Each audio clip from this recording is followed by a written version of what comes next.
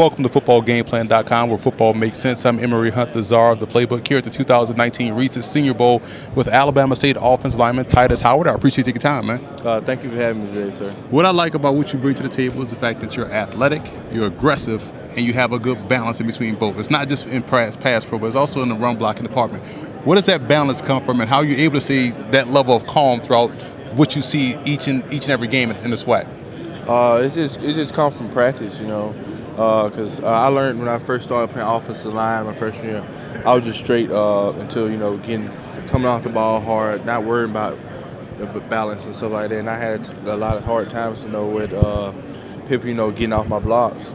So I started focusing in on, hey, how I can be aggressive to the point of attack, gain my balance, and control the defender, and it makes it that much easier with losing. But you know, and it makes it, you know, that much easier as far as, you know, like your win.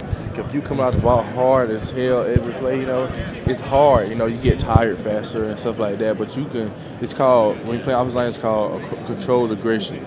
You know, you can be controlled, you can be aggressive, but you can control your aggression, you know, and it helps you stay balanced. And I watch a lot of, you know, film on like Tyron Smith and stuff, and he's my favorite offensive lineman. And then I always, you know, look at how he, you know, stays balanced. You know, he's like one of the strongest offensive linemen in the NFL. But you can tell he's using his aggression. But the main thing you always can see about Tytus is how he stays on the same level every single play and how he stays balanced. So I always want to try to imitate him when I'm out there playing. Yeah, one thing that's impressive is that when you look at the conference and the SWAC, and people tend to not understand how that actually helps you as the offensive lineman, because you guys pass a lot in the SWAC. In the MEAC, you run a lot. But in the SWAC, you see a lot of pass rush. It gives you a lot of reps out there on the perimeter, yes, as far as like pass protection. How has playing in the SWAC been beneficial to your development as a pro prospect? It's been pretty good, you know, because we had some of the best pass rushers in the conference on our team. I've been against guys like Devin Santana and Ricky Haley. You know, they some pretty good pass rushers, and they some big guys. So we did one-on-ones almost every practice.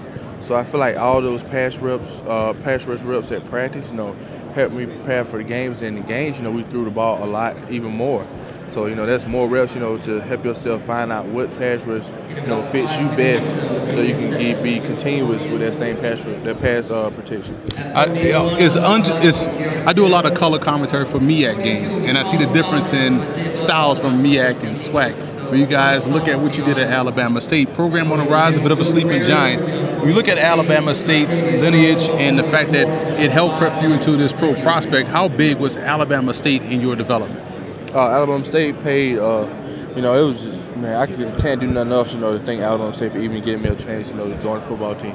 Although I was a walk-on, you know, they brought me in with open arms, you know, and, you know, they just helped me develop to a player I thought I would never be. You know, I came in as a tight end, was a former quarterback in high school, and I never thought I'd be an offensive lineman.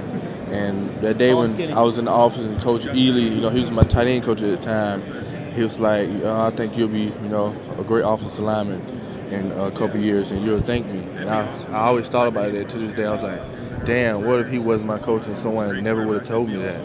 And for the coaches I had, like Coach Prince Pearson and Coach Justin Cowell in this past season, you know, those guys, you know, helped me, you know, become the player I am. And they taught me, you know, what it means to be an offensive lineman, you know, how to, you know, endure, you know, the hard times, you know, and how to, you know, be humble when, you know, offensive lineman doesn't get recognized as much as, you know, skill guys. And I just want to thank Alabama State, you know, the coaches and the school, you know, and my teammates, you know, for helping me become the player I am today.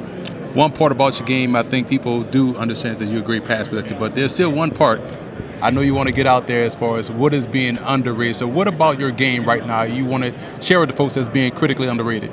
One thing I think was underrated, I think this comes a lot with a lot of small school guys. Just, you know, that mental aspect of how smart I am as a player.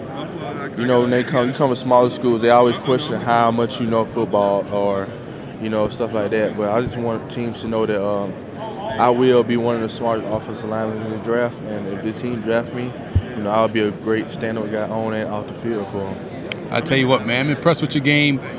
One sack, I believe, given up, or was it no sack? It was one sack, right? It was one. Outstanding, man. Thank you for taking time, and we wish you the best luck moving forward. Yes, sir. Thank you for having me.